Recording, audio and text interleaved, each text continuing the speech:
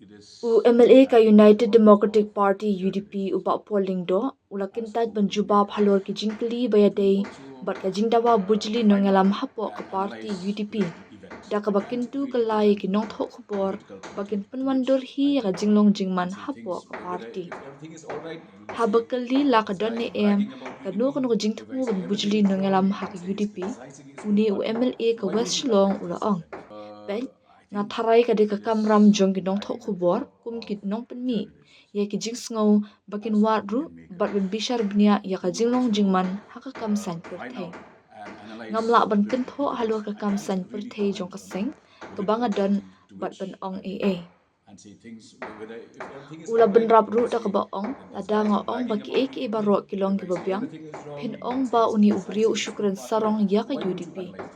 lada phi ong baro ki ek kilong ki babakla phin ong ukin tho yala ka jong ka seng balai phim bishar hi ya ka jinglong jingman uba pol ulo ong ru ba ka jingkren bahashwa jong u ban penyar ya ka rukom trekam jong ka seng kadang yailong ka ka ba uyeng scam hadu menta ngalada ban kran halor ka jingdon kam ban pendan bentalang ya baro khan kani ka dan ha ka rekon ban ngal bedeng ban yeng halor ka ninga nongrem ulo ong habakali la ka UDP kam shum la yai kat kum kin don tre kam jong ka seng ula kin tat ban jubab pen henry ula ong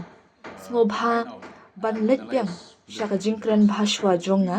balai ngala a ya ka te ka jingkran bat ka ek jinglong jingman hadu menta ada pe haban ni benya ya ka jingkran I think it is entirely the job of journalists as opinion makers to also find out and analyze political events. I can't really comment on a political party to which I belong and say things, whether if everything is all right, you will say that this guy is bragging about UDP. If I say everything is wrong, you will say he's criticizing his own party. So why don't you analyze these events? I have already spoken about the need to democratize the party. That is on record and that continues to be my stand.